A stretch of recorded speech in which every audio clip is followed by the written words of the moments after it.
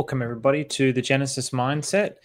Today, are we in the everything bubble? And has Sommi capitulated? Has he capitulated once and for all? So poor Sommi, really looks like he's feeling it. This is a potential indicator, something that Sommi himself has taught us. And obviously, just taking this very lightly, this is not, I don't know his complete emotional state, but he's showing signs that I haven't seen from Sommi before. So has the everything bubble burst? Are we in that collapse? So a few episodes ago, we took a look at the bullish scenario for markets, but now I want to look at the bearish scenario in the interest of neutrality. So this is by no means comprehensive. I'm not an expert. I'm not a financial expert, but I do enjoy studying the patterns. So this is something that's probably a bit self-indulgent, and hopefully I can find something as I look. So also going to take a look again at the new Treasury tokens, as I feel it's a major gift of arbitrage extravaganza from Maria. And then also going to take a look at XUSD as it's looking primed and ready to send, and could potentially have a month or two, the likes of which we've just seen in the Finvesta ecosystem, OGWebChef's ecosystem. And so there's a few reasons for this. So we're going to go into that. And then finally, meme DAI flips pDAI. So pDAI has basically capitulated, is at the bottom. We said this the other day, and we're in this bottom region, right? So, but there's a reason why. So if you're panicking, I want to assure you, or at least show you why this has happened today. So with that, let's get into the episode. So thank you very much, everybody, for joining. So Robert Kiyosaki, he wouldn't be the only one who's penciled this narrative of an everything bubble, but I'm using his tweet here because I thought it was a really good tweet. So let's take a look. So the everything bubble is bursting. I'm afraid this crash may be the biggest in history.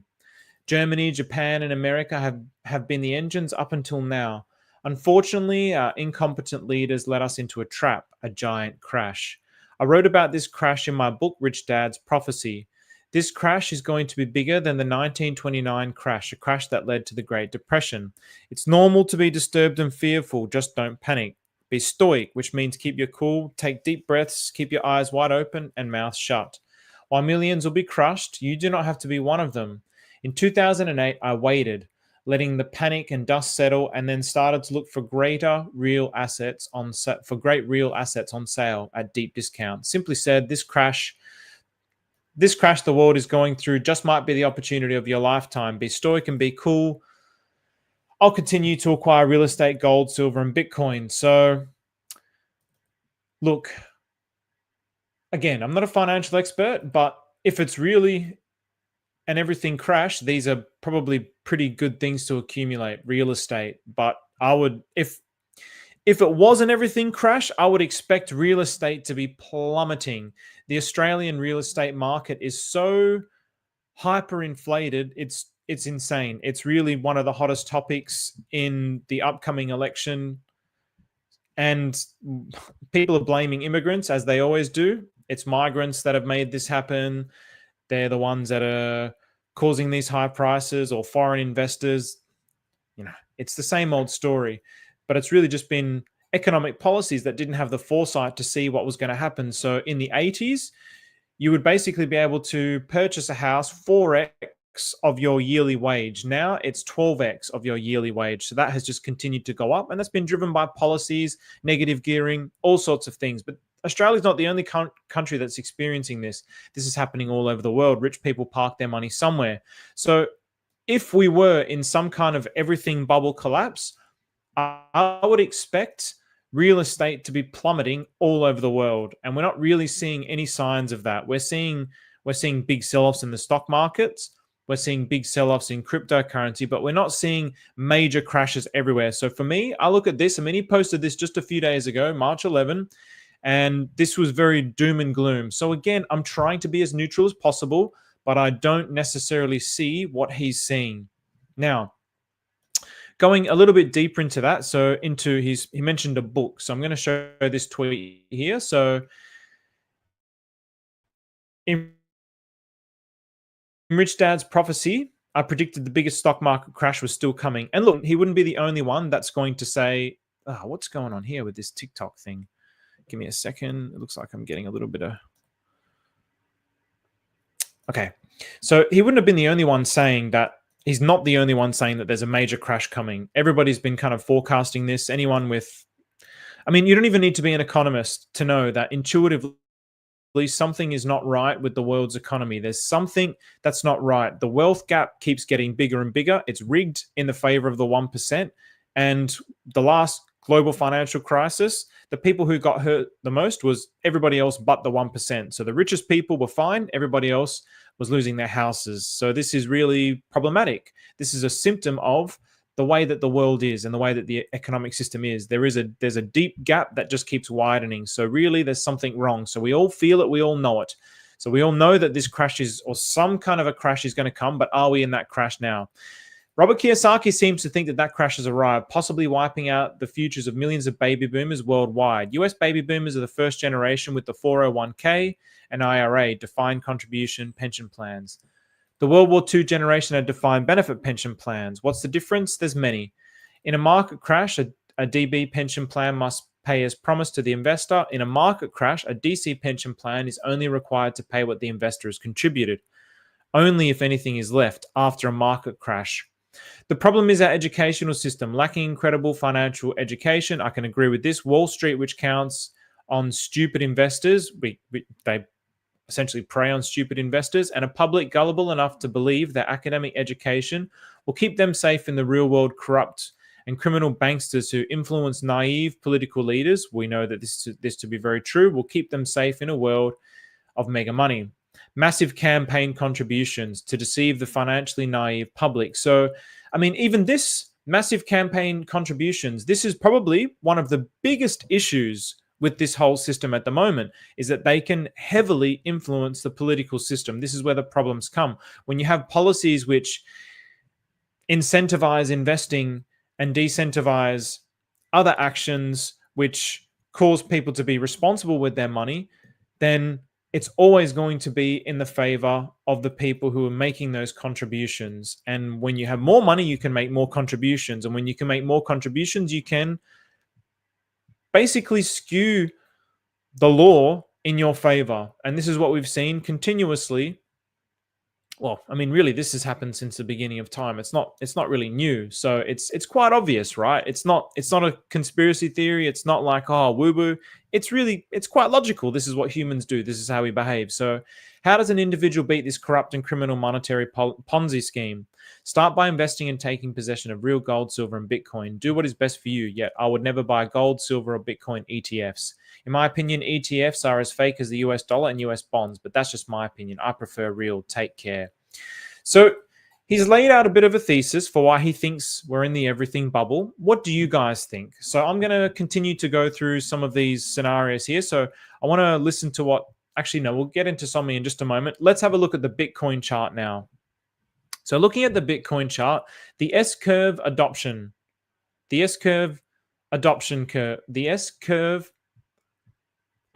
curve.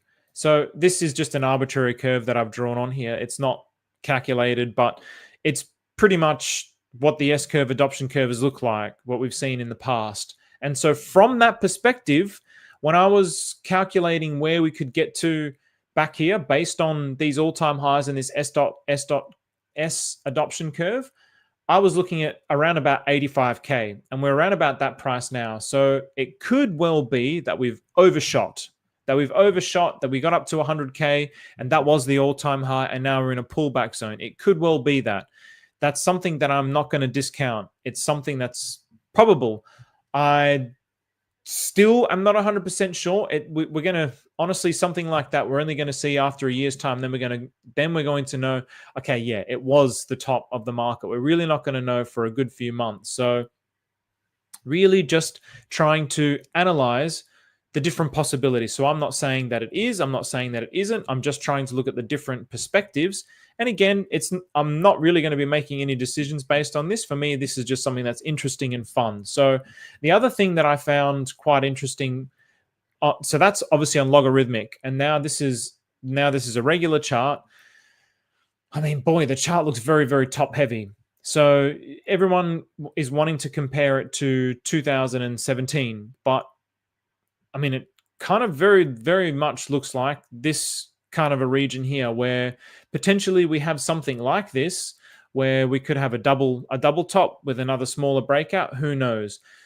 If we end up really heavily dropping below these kind of levels, I'd probably start to worry.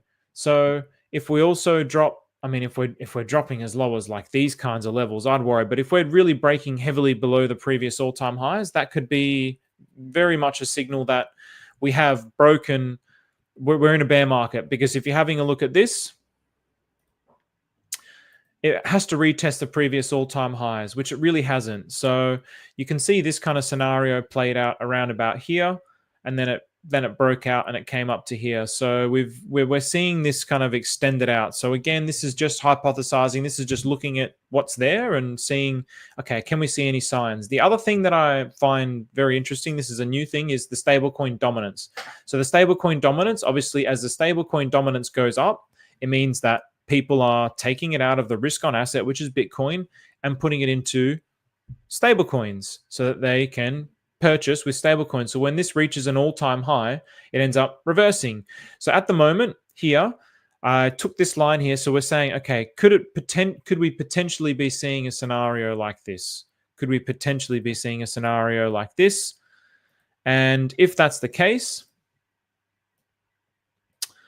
so basically what I'm saying is maybe we got a scenario like this and we're in the beginning stages of that. So again, not an expert, just looking at what's here.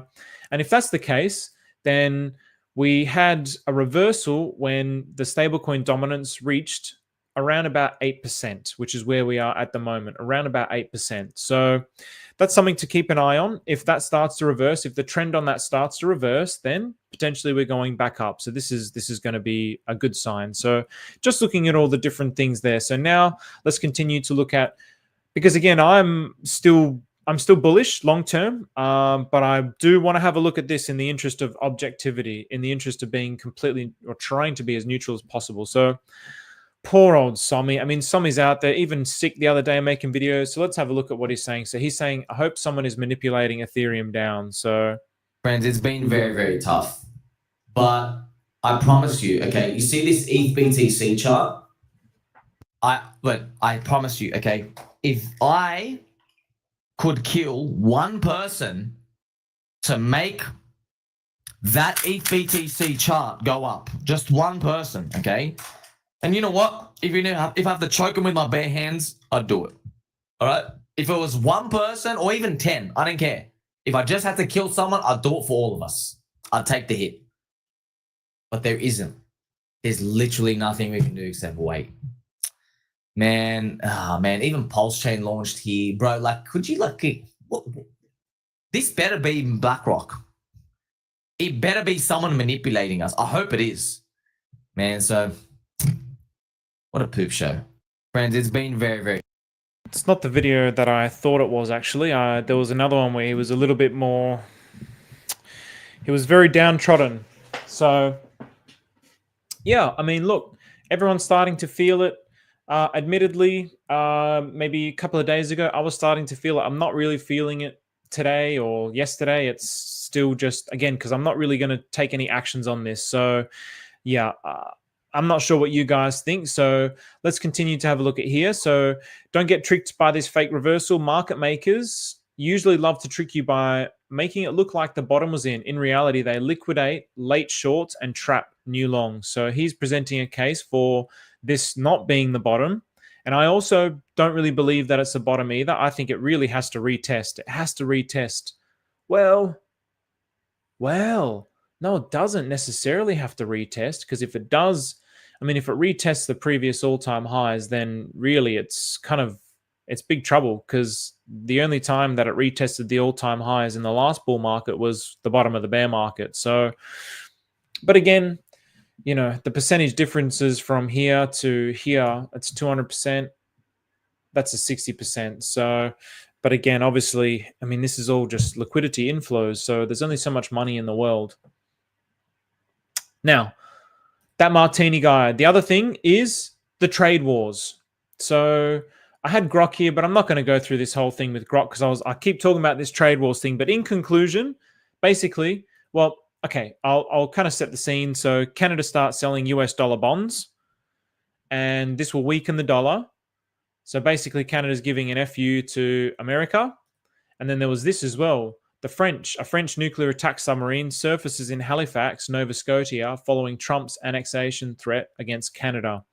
So people are basically, Trump is coming out with this sentiment of America first, which it's quite baffling, to be perfectly honest, because from where I'm sitting, America has always put America first. From where I'm sitting, Australia has always put Australia first. From where I'm sitting, Europe has always put Europe first. Every country puts themselves first. So this sentiment of America first is like totally absurd. And it's causing all this instability in the world, all this volatility, all this uncertainty. My Forex trading algorithm has just been getting absolutely slaughtered. Everything is going sideways because the market doesn't know what's going to happen. And this is exactly what happened in the last trade wars. And I kept saying, well, the tariffs were bearish, the tariffs were bearish. So I asked Grok just so I could know. And this was the region of the tariffs, which was basically the bear market anyway. We were in the bear market. So this was the all-time high. Trump got in, I can't remember, somewhere in like 2017 maybe, and he started the tariffs basically in March of 2018. And I mean, really went all the way up until January of 2020. And then we had the COVID dip, and then we took off. So yeah, the tariffs didn't, could you say it affected the risk on market of cryptocurrency? Probably not, because we were already in a bear market anyway. So it didn't really have a huge impact. So this is the thing, there's all this news and it's kind of hard to say. It's kind of hard to know what to pay attention to. At the end, the way that I see it is all just liquidity flows. So that's really the big play that I try to look at. You know, at the end of the day, all the news stuff, I watched it when I was doing Forex, and I didn't do Forex extensively. I only did it. I mean, I built an algorithm and I did it for months or probably years, but actually reading news and news events. And I just noticed like the news is always opposite to what's actually happening. Oh, today this and that happened with gold, and this is going to happen with the US dollar. And then it would do the opposite. It's like heavily manipulated. And the news is almost part of the news is part of the manipulation. So, you know, probably the same companies that own the brokers where you can trade in are also owning the news companies as well. So it's all just probably algorithmically worked out that this is how they get their profit. So it really it's a filthy, disgusting industry, and it's not something that I recommend. So, but you know, people can make money there. So, and then to counter this, Robert Kiyosaki is saying, why is obviously now we had the signing of the Bitcoin, he's a leader, and he's saying that he's buying more Bitcoin. So even though he's saying that we're in the everything bubble, he's still buying more Bitcoin. If we're in the everything bubble, we're going to be dropping like 80 to 90%. And it's going to be worse than the Great Depression. The Great Depression lasted years. So did the Great Depression last years? Actually, I should stop saying these things. How long did the Great Depression last? Because, you know, if he's buying it now, it lasted 10 years. Okay, it was years. Good. So, well, I mean, not good, but if he's saying it's worse than the Great Depression, I mean, you know, this is the thing. You got to take everything with a grain of salt, because there's going to be people who are on this side of the fence who are always bears or who are bearish, or there's going to also be people who aren't bears, but they're trying to manipulate the market lower so that they can get better entry points. Then there's always people on the opposite side who are delusionally positive. I'm probably one of those people. I wouldn't say I'm delusionally positive, but I do have a long-term thesis that I hold to, which I believe in. But also I believe that there's going to be some epic kind of crash. But I do believe that out of that crash, something profound is going to happen. So we had the 2008 crash, which led to the invention of Bitcoin. So emerged cryptocurrency. Then in the COVID crash, decentralization really took off. DeFi absolutely exploded during that period. So whenever there's a crash, something big happens. So it's something where I feel like the next major crash, the big shift that's going to happen in what I feel and what I've been studying, is going to be artificial intelligence, or some sort of living artificially intelligent organism that's going to what kind of way can I say it? Not take over, but basically start the healing process for the global economic system. Humans, it's beyond our capacity to fix. And then what could be better than something that has the highest IQ on the planet? So a living artificial intelligence. That's, we're kind of entering this period where everything's looking crazy. We're overdue for a massive collapse. And then artificial intelligence is really starting to, we have AGI on things potentially on the brink of AGI. Some even debating that AGI is already here. Some even debating that the singularity is already here. So I think somehow artificial intelligence is going to play a massive, massive part in whatever this next crash that's going to happen. So now, the bullish case still for Bitcoin, because I want to end it on a bullish, because I don't feel bearish. And again, even if it does continue to go down, whatever, we were wrong. Okay, so what? I'm still gonna hold. I'm still gonna keep building. What I want to show here is something that I was dicking around with, and I was like, holy crap, that's insane. So actually, I might put it on the monthly. Have a look at this. Actually, no, it's probably better on... Damn it. No, I think I do need to show it on the weekly potentially, because we want to see... Have a look at this. Damn it. Do I need to show it logarithmic? I think I do. Yeah, I'll show it logarithmic. Yeah, have a look at this. This is just a... what's the tool? Because I've been using it with pDAI, and it's been fantastic. And so I just thought, hey, I'll just chuck it on here. Cycle lines. But what I didn't do the cycle lines to the first all-time high, because really, okay, yeah, that's the first all-time high, but was it really a bear market? It lasted what from like this is when the big dog got in. The big dog, Dickie Hart, he was born in the trenches. So he bought the top, like what was it? Whatever it was, 50 cents or 30 cents, whatever he said. He bought the top. So it went all the way down, but it only went down from May to like 6 months. It went down. So would you really consider that to be a bear market? I just, for whatever reason, put the cycle lines here, and look how well this lines up. Look how well this lines up. So this was the first like all-time high before an extended bear market, and then it's a little bit off on this bull cycle top, and then it calls this cycle top. I mean, Jesus, like, almost to the day. Almost to the day. So from that perspective, we're still, and again, when I'm looking on logarithmic, it doesn't look like a top. It doesn't look like a top on logarithmic. When I'm looking on linear, it's like, okay, that's looking toppy. But based on this as well, yeah, we're heading towards the end of the year. So there's also Trump, who I saw a little clip of Trump in front of a helicopter in the White House with his little puppy, Elon Musk. And he was talking about how great the economy was looking. He was saying, I'm doing all the hard things. We could have done things the easy way, but it's not really going to create any lasting change. I'm doing things the hard way, and things are starting to turn down. Energy prices are going down. Food prices are going down. Interest rates are going down. Everything is looking great. And this is exactly what you want to hear. So again, Trump came out, guns blazing, had a plan. He's sticking to the plan. He's got an all-star team. And I shouldn't have said Trump's, Elon's his puppy. That's a bit disrespectful to Elon. I mean, people are disrespectful to Elon, but the guy's he's a freaking genius. I mean, yeah, credit where credit's due. So yeah, I'm still bullish. And again, even if it's a top, I'm still long-term bullish. So I'm still looking. I mean, I was like blown away. Wow. Okay, November. It's saying where our cycle top is. I couldn't believe how accurate this was. I couldn't believe how accurate it was. So yeah, because typically I've heard that this is the first cycle, then that was the next cycle, then that one, then Richard Hart said this was the top. And yeah, I just thought that was quite phenomenal. So I just wanted to share that little tool as well. So I'm definitely going to be keeping my eye on this, and I'm going to be keeping my eyes on the stablecoin dominance. So that will conclude this segment, and then we'll go into the next part. So I'll just go through some of these comments. So Australia is one of the worst countries in that department, top 2 at least. For real estate, yes. Well, and the problem is, it's such a good country. That's the problem. Everybody wants to come here.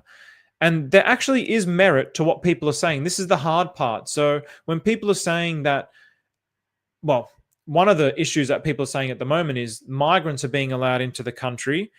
I always blame the migrants. And then people that are living here can't even afford houses. There that is definitely a plausible argument.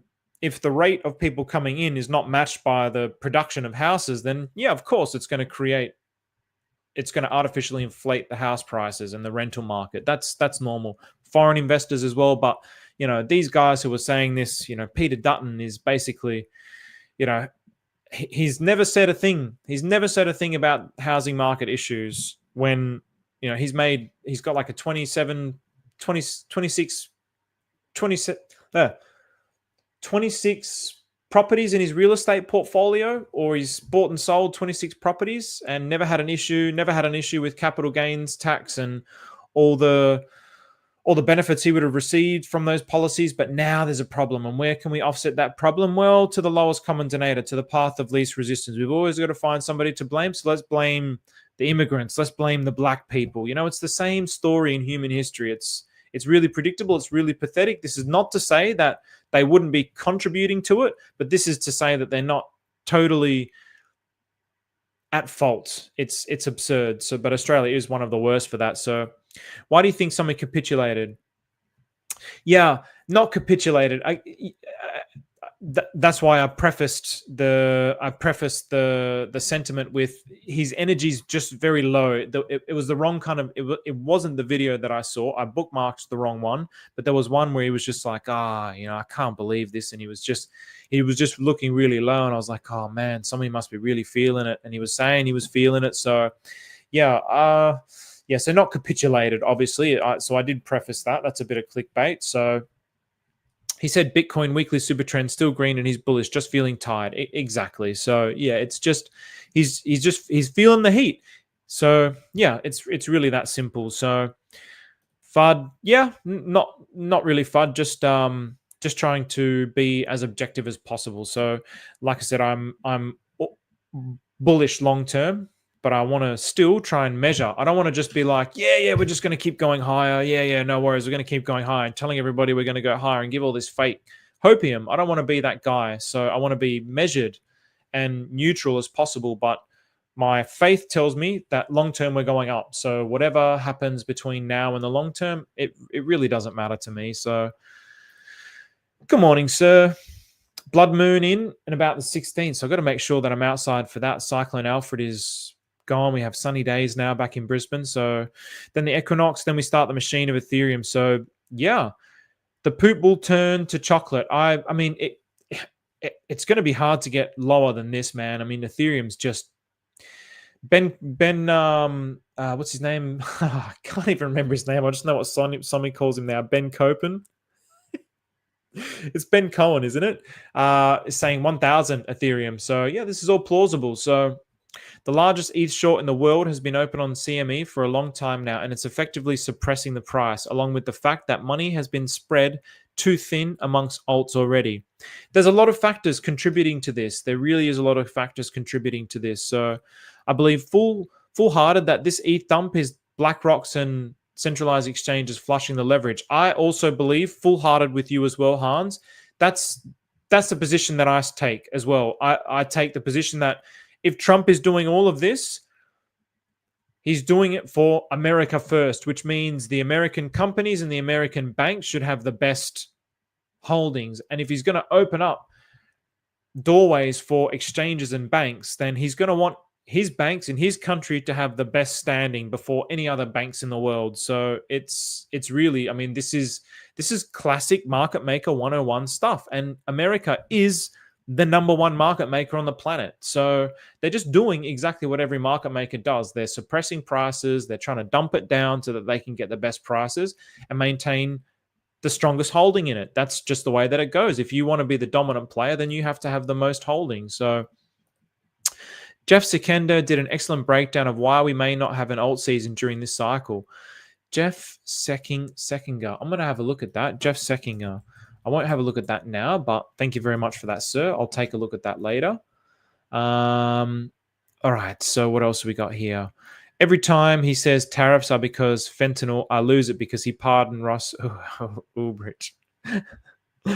It's all just excuses, man. So Carney is a WF puppet, Epstein client list, IMF dark. Full on evil scum. I don't know who Carney is or what you're referring to about Carney in this. Did someone mention Carney? But yeah, I mean, all that's the Epstein files. I mean, yeah, we're living in a very destabilizing time. We're living in a transitory time. So we're living in a period where the old world is coming to an end and the new world is being birthed. Trump is doing the tariffs to weaken the DXY to get the Fed to pivot and lower rates to roll the debt over and lower interest rates. Then we moon. No worries, boys. Yep, Han. So this is what I covered in the bullish episode the other day. So I'm with that. I'm with that sentiment. And because Trump is basically, he's leading the markets essentially. So this is where I sit. I'm following his plan. So what's going on? Live, laugh, laugh. Live, laugh, love. I always do that. Hi, Steve on fam. I've seen info that China ships are disturbing flights around Australia. Is this true? I don't think so. I mean, the news, man, I don't listen to anything the news says. So they weren't in Australian waters. They were outside of Australian waters. And I don't think that they disturbed any planes. But yeah, I saw that as well. And I was just like, oh man, this is why I don't listen to the news. So, I mean, China is the scapegoat for all the fear in the world, but I don't fall into that. So Summer of George, I love it. Seinfeld, the greatest show of all time. So, all right. So yeah, the Great Depression can't happen. Economy died in 2008. V recoveries only, or they introduced CBDCs. The economy did die in 2008. Exactly. This is why I'm really interested in this concept of recursive finance. I'm really interested in this concept of autonomous intelligence running a financial system. So the financial system and the autonomous intelligence, the AGI, the artificial intelligence is one. It's a symbiotic living organism that's actually like the new financial system is not going to be run by humans. It's going to be run by AI. Just like everything on the planet is now slowly being run by AI and has been for quite some time. Over time, that will also be run by AI completely. That's what I believe. So, all right. So AI will be the next boost, I reckon. There we go, bro. So we're in line with that. So I don't think Elon would mind being labeled Trump's pitbull. That's probably not a bad idea. So good morning, Landscraper. Nice. Addy, rained off from work, catching my buddy across the pond live. What's going on, bro? There is dark pools out there. The big trades are being done right now as price of the main tickers gets demolished. Once the setup is done, the show will continue. I believe so too. Chauncey. So, all right. We are going to make it. So good to see all you boys in here. So, all right. Now, let's go on to Maria's launch of many Treasury tokens, like tons. There's been like 30 token launches, 30 token launches, like just heaps. Now, this is not that he just launched them all yesterday or today. I think today there was heaps. There was a lot. So it's not that he just launched them all of a sudden. It's that the bot which tracks this was switched off basically. So yesterday you can see, I mean, I was going to do a stream on this yesterday, but the power went out in Brisbane, so I couldn't do a stream, but there was all these tokens. So tons, heaps. Look at that, heaps. It's still going. I'm scrolling as fast as you can scroll. Oh, now we're on to today. So that was yesterday, and now we're on to today. So there's a lot. There really is a lot to go through there. So now you have some that are 1CC7. You have some that are, again, there was some that were 5DDC. Then there was 43430B. So that was I think that was the Treasury, not Treasury bill, but that was the Fed.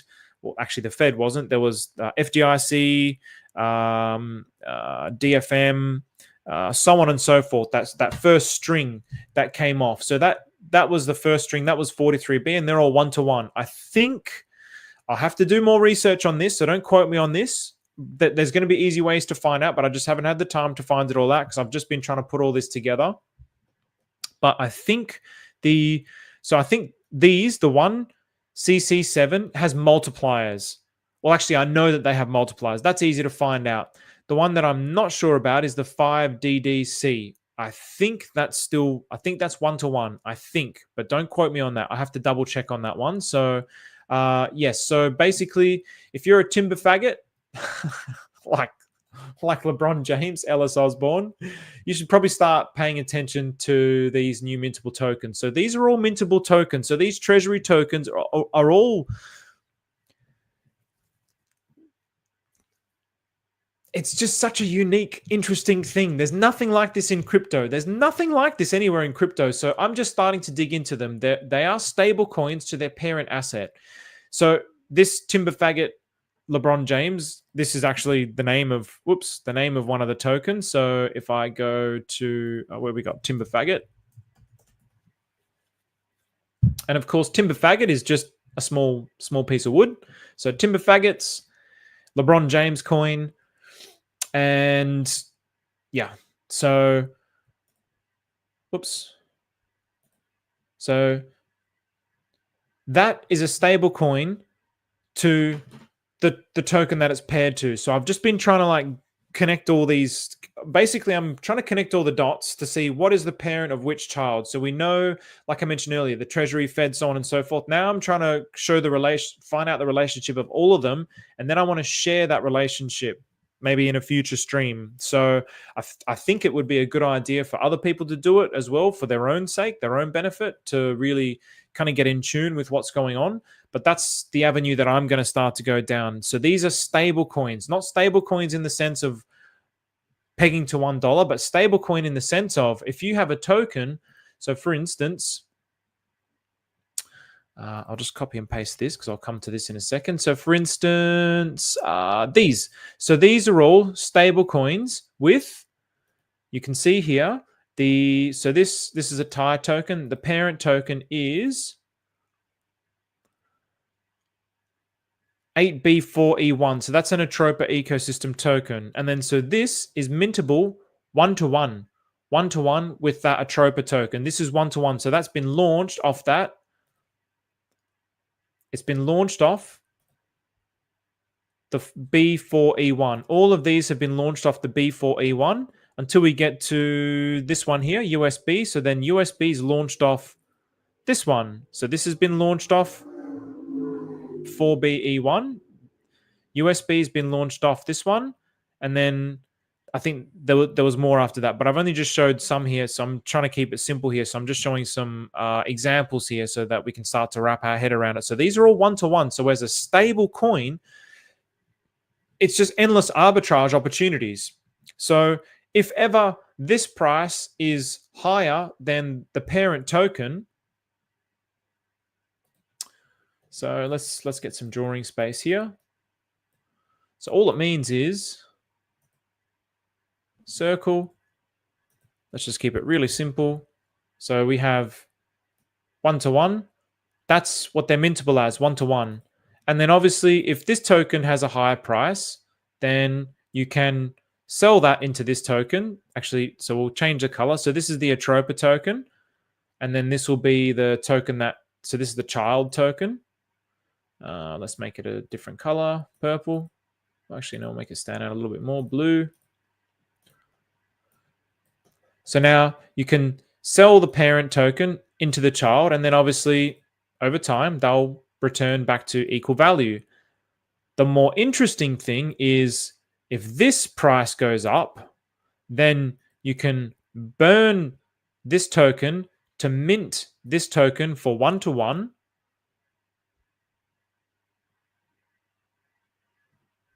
I should draw one, make it. Let's put one. Oh.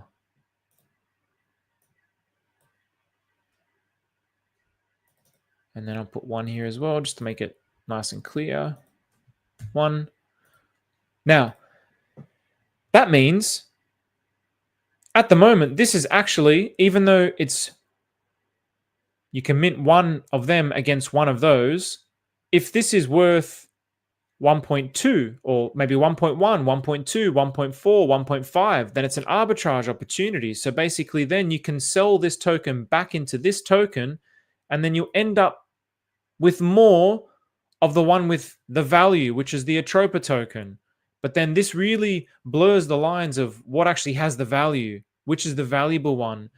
Now, this is where it gets really, really interesting, because of the fact that there's, I don't know how many there are, I haven't counted them, but there's a lot. There's almost 100 of these tokens so far that we just scrolled down the list there.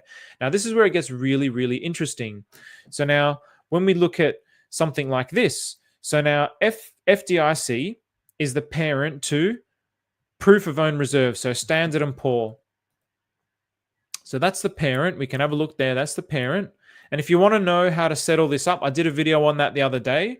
The title is minting. I'll do a shorter version of that. I was trying to like nut it out in the video. I'll try and do like potentially a 5-minute version of that. And I even have figured out a way of doing it even quicker without having to open app.ddor every single time. I figured out a way to do it even quicker. So I'm going to share that method as well to make it nice and simple for everyone. So this is a parent to that. And so if we want to mint it, we'll see now if I want to mint it. So whoops, I'll have to bring this up. So give me 1 second here. So one. So remember there's always, so this is going to mint 1. So you always have to add the 18 zeros. So if I wanted to mint 100, I'd need a lot more. If I want to mint 1,000 and there we go. So see here how it's giving me the red error, because I don't actually have enough of FDIC to make that mint. So I'm going to show you now. I'm just going to delete all these. So this is one of the, I think this is one of the FDDC contracts, this Standard and Poor. And this number keeps getting bigger. And you can confirm that when you look at the Block Explorer. So when you go and look at the Block Explorer, the mint, when it first was launched, is less like the mint, what it was there. Let's just say, I don't know what the numbers are, but I'm just going to pull a number out of my ass here, 1 to 1. And then after it minted a certain period, it got 2 to 1. And then after a certain period of time, 3 to 1, so on and so forth. And now it's basically 309 to 1. And so, okay, that means I'm going to burn or the 309. I don't know if it gets burned or if it just gets sent to the contract, but it basically gets taken out of the supply for one of these Standard and Poor. So therefore, okay, is that an arbitrage opportunity? No, because obviously 1 only gets me 148 back. Now, if this number was 600, for example, then I'm getting 2 for 1. So then there's all this arbitrage opportunity. So now there's this whole new field of play within the Atropa ecosystem of all these stable coins that people can basically just, you can be the master of it. You can take one of these stable coins. You might be sitting on a crap load of Atropa. You might be sitting on, I even saw some for wrapped Bitcoin. I was shocked by that. I thought it was only Atropa tokens. I saw some for wrapped Bitcoin. So in other words, if there's an arbitrage between wrapped Bitcoin and Hart's Law. So Hart's Law is just going to take those two assets up in the liquidity pool.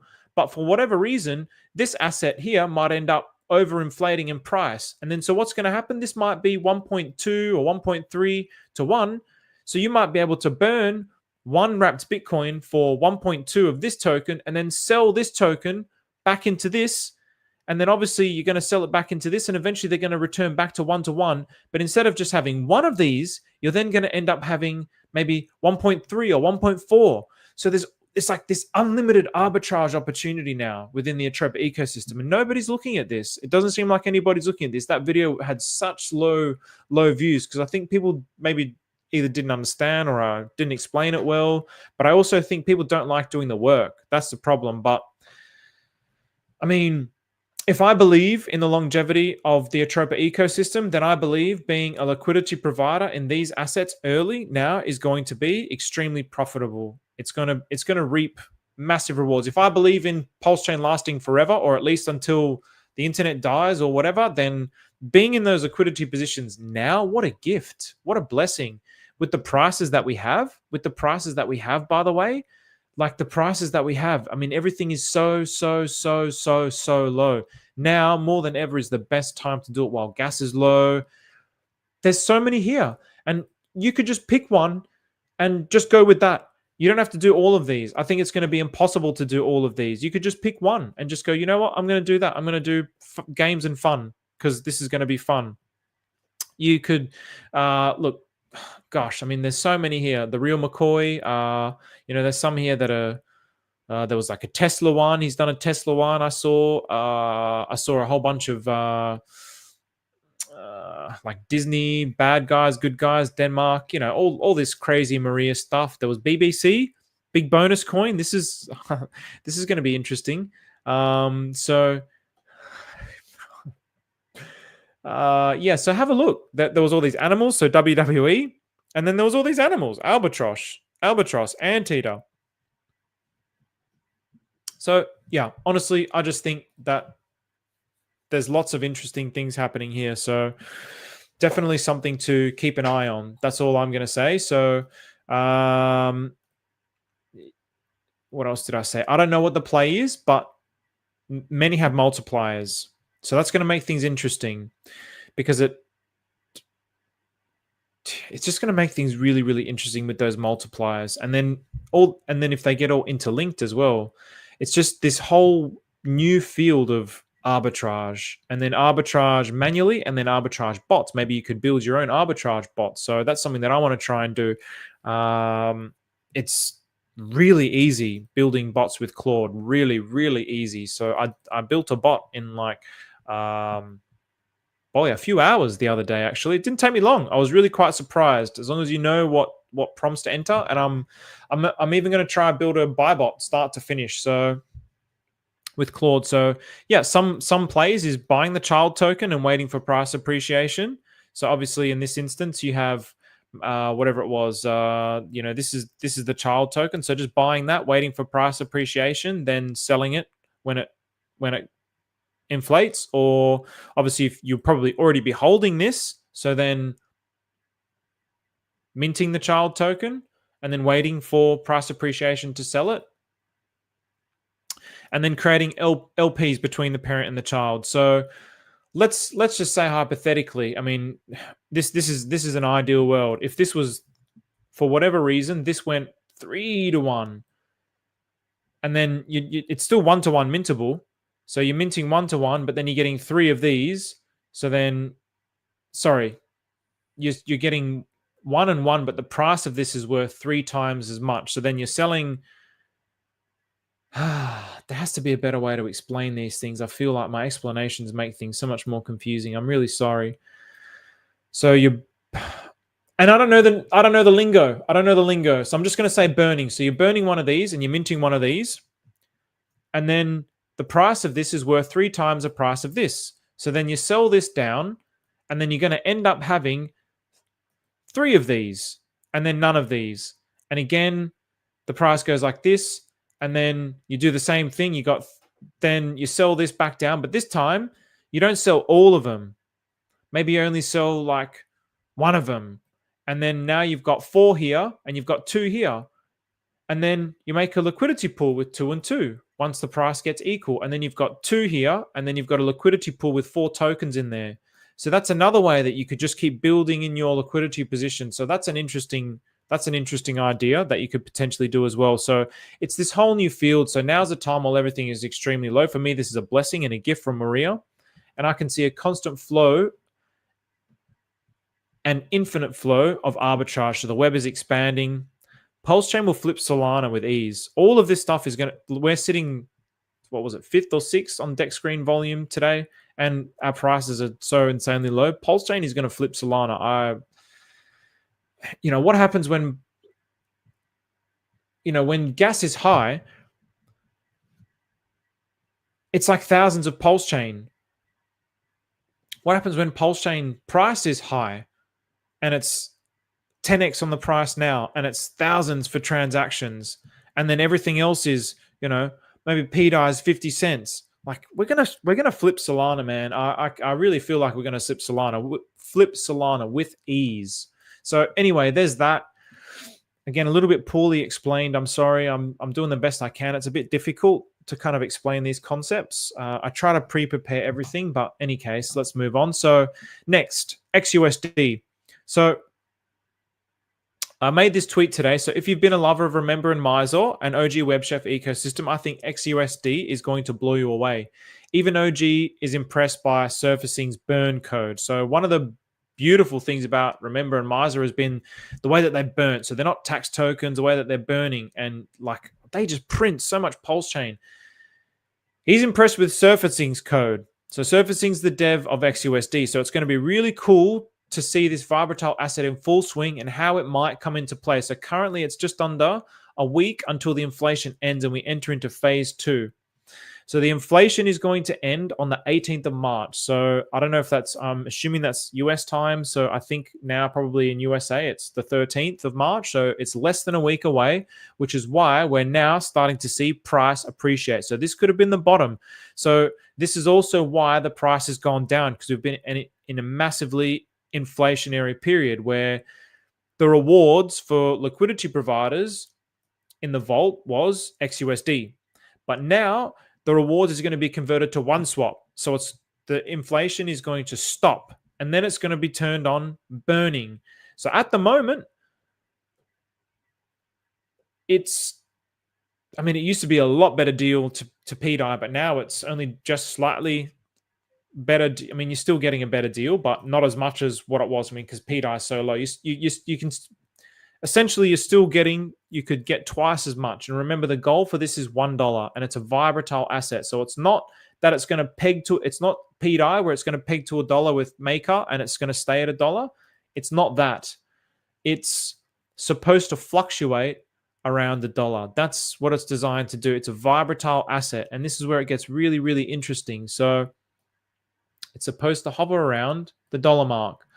And I mean, it should be a little bit, I mean, this is just an exaggerated line so you can get the point.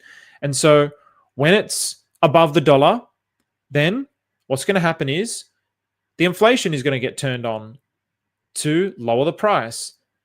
So it can hover around the dollar. If it gets lower, then the burning will get turned back on to pull it back up to the dollar. So it's not supposed to be stable at $1. It's supposed to hover around $1.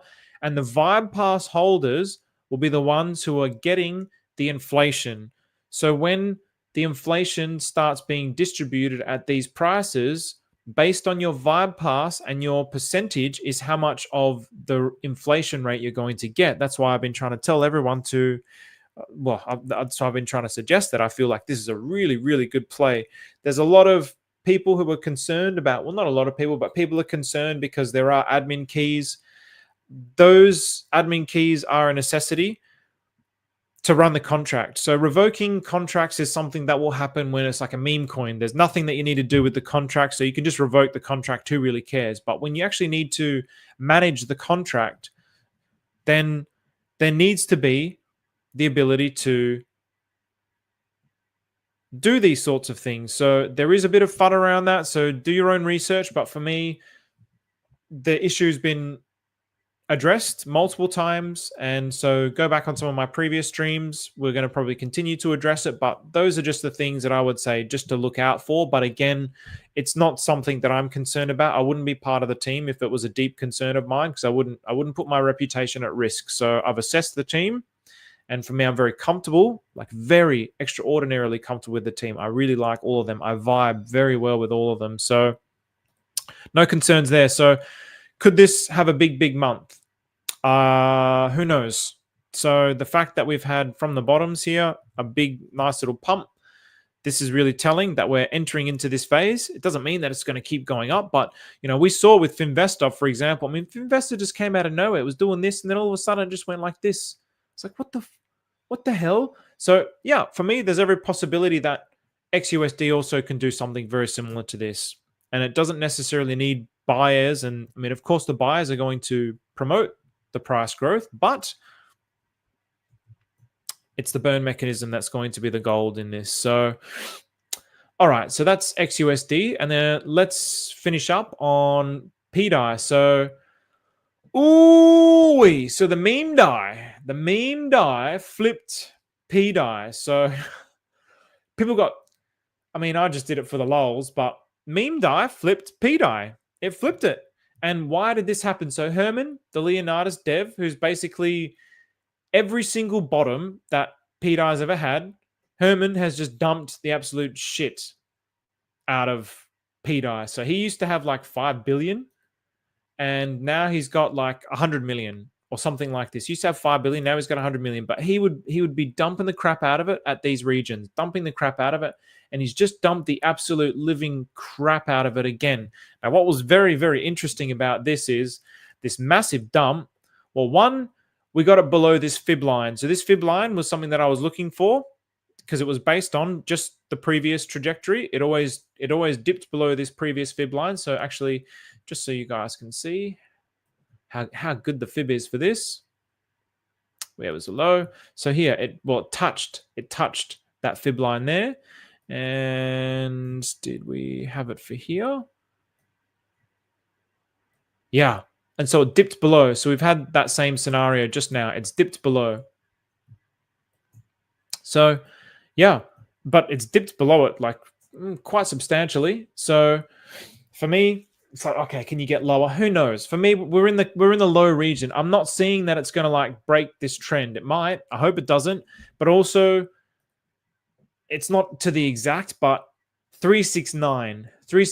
So if we remember, I don't think I've got the right chart, but I think the very, very bottom. So I think I've got the V2 chart, but I've got DAI to DAI, but the DAI to pulse chain chart, the very, very bottom was like 5555 on the pDAI or something like this, and everyone was like, oh, it's a sign. And now there's 369. It's like, okay, it's a sign. So maybe it didn't quite get to the 369. I'm sure it would be like pretty hard to do that. Maybe Herman's capitulating, but then other people are capitulating as well. So it causes it to go below 369. But people are now reading this as a sign. So that's the pDAI bottom, the 369. So yeah, so Chauncey's saying we hit it yesterday. So yesterday is when for you, bro? Yesterday, because for me, that's still today. So, actually, that's on the 3-day.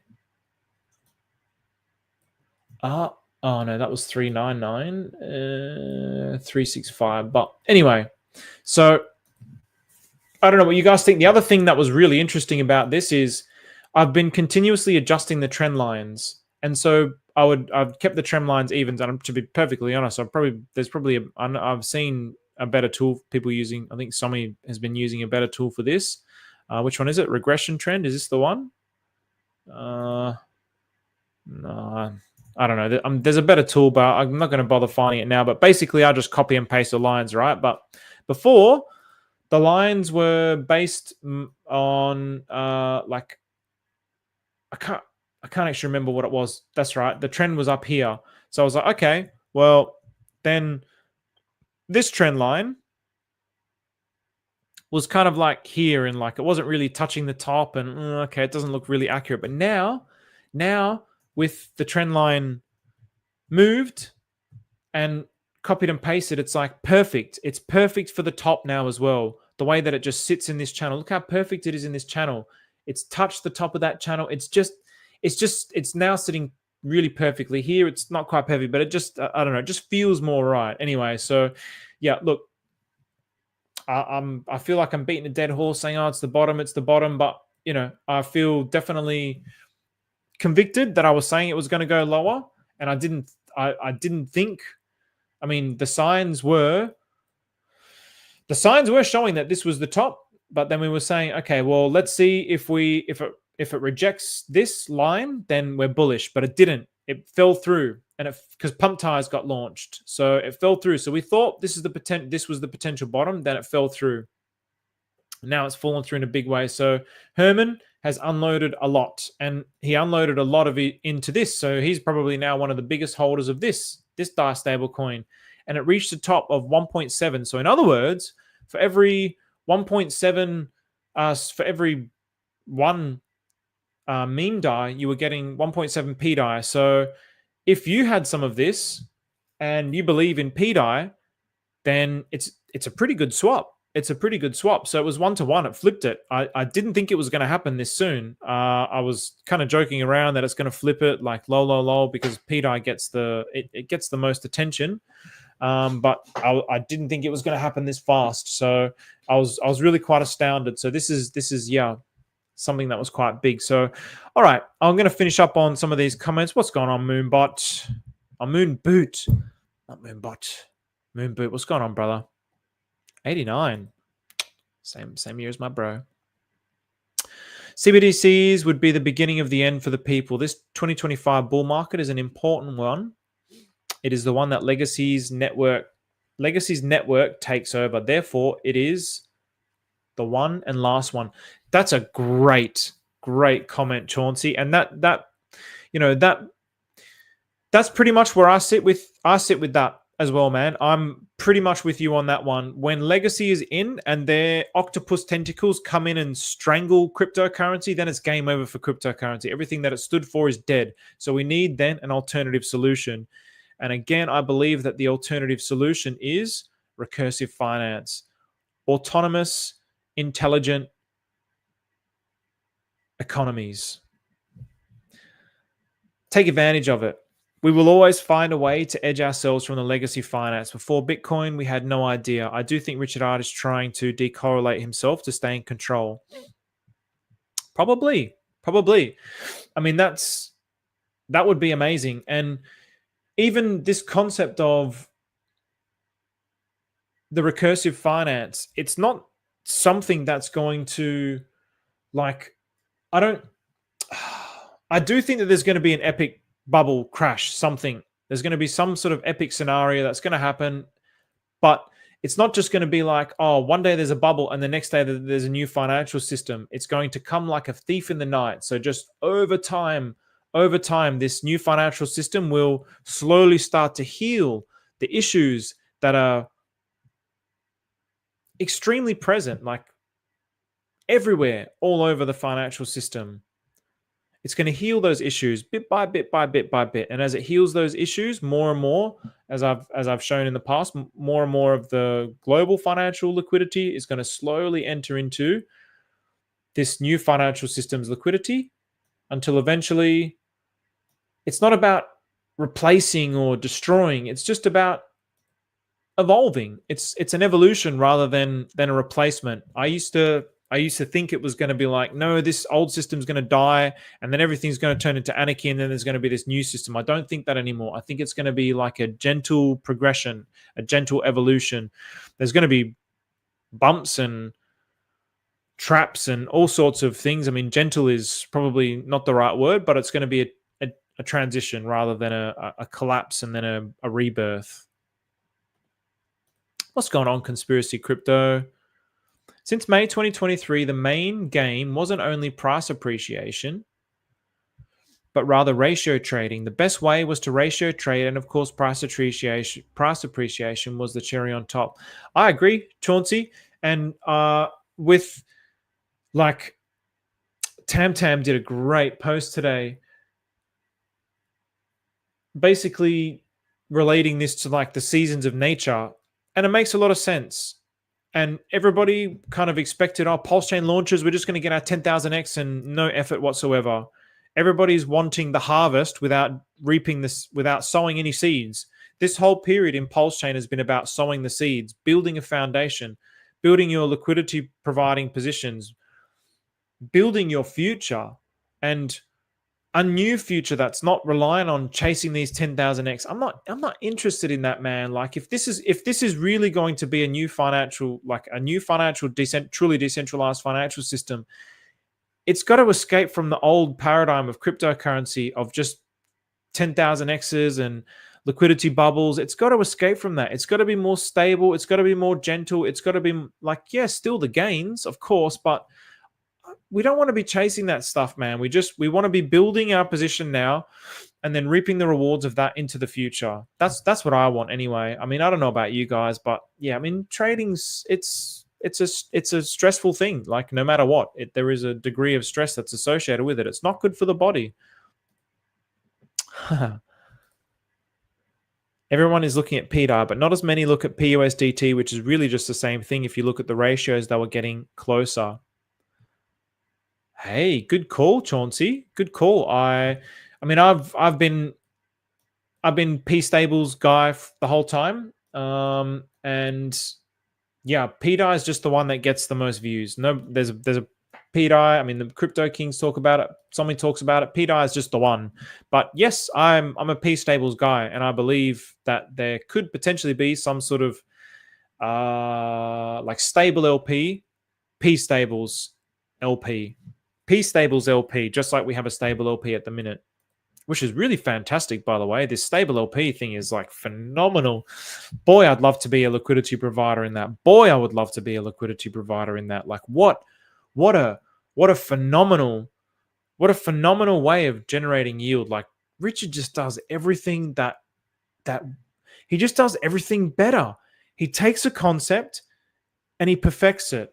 That's what he does. That's his talent. That's his skill. He's a master. It's stunning. It's stunning. The stable LP is just what an invention.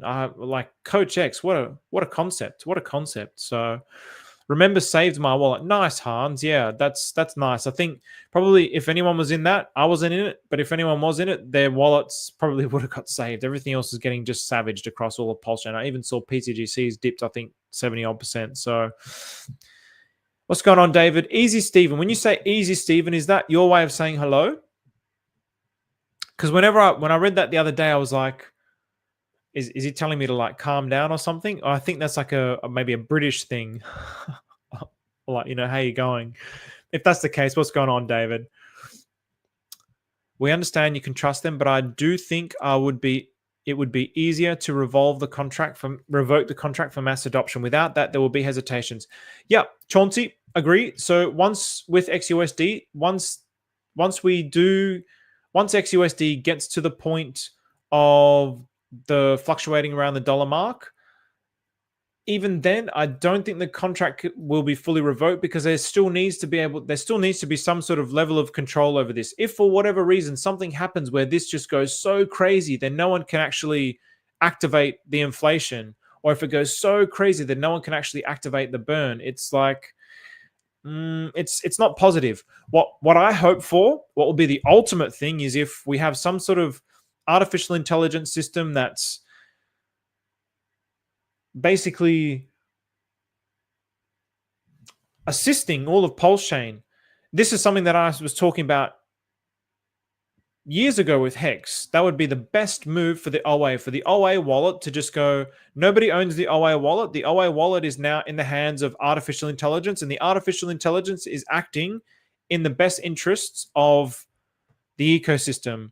Greed is taken out of the equation. It's never going to rug. It's never going to sell. It's only going to support the ecosystem. That is what my hope is for XUSD. So until we get to that point of artificial intelligence being integrated into the blockchains, then for now it's just a necessity. So yeah, look, if people are hesitant to adopt it because of that, then that's totally fine if they want to maintain those principles and ethoses. But for me, again, I'm thinking long term. I'm thinking about how I perceive the team. Yeah, I don't see an issue with it at all. So you had to be really lucky to catch that. Yeah, man. Boy, if you got pDAI in those 3 sensors, the threes, I mean, you're lucky bugger. System surplus only, 26 million pDAI left, not days, hours. Are you talking about 26 million? That's Herman, 26 million left from whatever we know of his wallets. He might have other wallets. So if you're saying he's only got 26 million left, okay, I thought it was the last number I saw was 108 million, but yeah, it's probably is as low as that. So, I mean, if he's the one that's causing this he is the one that's caused, this massive dump, then it's also safe to say that it's probably not going to get any lower than this as well. There's not going to be many other sellers or sellers that don't have the power. So yeah, the pDAI bottom is in. Thanks, Chauncey. Appreciate it, bro. What's going on, Clintrons? Definitely. I hope, hopefully you catch up on it. It's been presenting the bearish case, the bearish scenario. So, the live Live, laugh, love is referring to the pDAI, P-maker, the debt repayments. Yeah, so there was, honestly, I kind of looked at this very briefly, the debt repayments. The technical side of things like that, I'm just like, it's kind of, okay, like, yeah, I just, I should do my own research, but I didn't really look into that. But that's been part of this dump as well. So 99 Capital, as always, did some tweets on it. But yeah, my brain is just not in tune with that level of technicality. So I kind of just, I just didn't bother to cover it tonight. But yes, that's also something that's caused this dip as well, I believe. So, oh, man, Barley. pDAI bottoms in, bro. pDAI bottoms in. So you better bet it's going lower. So, Stephen, maybe they can look into Balancer and make an integration for XUSD. That would fix the admin key issues. That's a good call, Chauncey. I will try and I'm going to write that down and I'm going to run that by surfacing. But this surfacing, he's got his own thing going on with this. So, so what are you saying? Maybe I need to take a. Oh, damn it! I don't have. Maybe they can look into the Balancer integration. So 1 minute, 1 hour and 10. All right, 1 hour and 10. I'll have a look at that after Balancer 153. All right, cool, man. Yeah, appreciate that. I'll tell him to look into it. But look, he's got his own code, and it's almost like it's probably too far now. It's like, everything's launched. I mean, to change it all up, it's a bit tricky. Hey, look at this, 3333. Nice, very nice. All right, I'm going to swap rewards out for pDAI. Remember, maybe with your call, it's pDAI bottom, baby. All right, so I'm going to leave it at that, everybody. So thank you very much, everybody, for joining, as usual. Hopefully there was a lot of value, a lot of interesting things. For me, again, I just want to summarize on this point. So I'm not bearish, but I just thought this was a phenomenal, simple indicator. Phenomenal, simple indicator. I'm still with the S curve adoption. S curve. What the fuck is it? S curve adoption. How do you even say it? It's a tongue twister. What happened there? Go away. S curve adoption.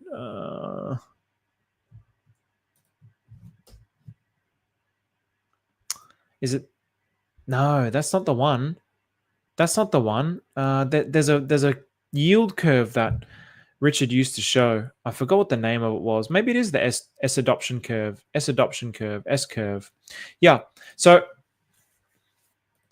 I'm still like with Richard on the fact that a million Bitcoin and, seeing videos of like, oh, you only need 1.1 Bitcoin.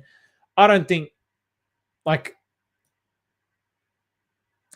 for me, this is it. This is really it. I mean, I'm not saying I think it could potentially go past 100K, but I'm not seeing like 200K. Like, I don't see it. I think we get to like 150, 200K, and then I cannot believe how accurate this has been. So, yeah, this cycle timer is phenomenal. So we started off looking at the bearish scenario. I don't believe we are in the bearish trends. I believe that things are looking optimistic. Trump is feeling optimistic about the economy.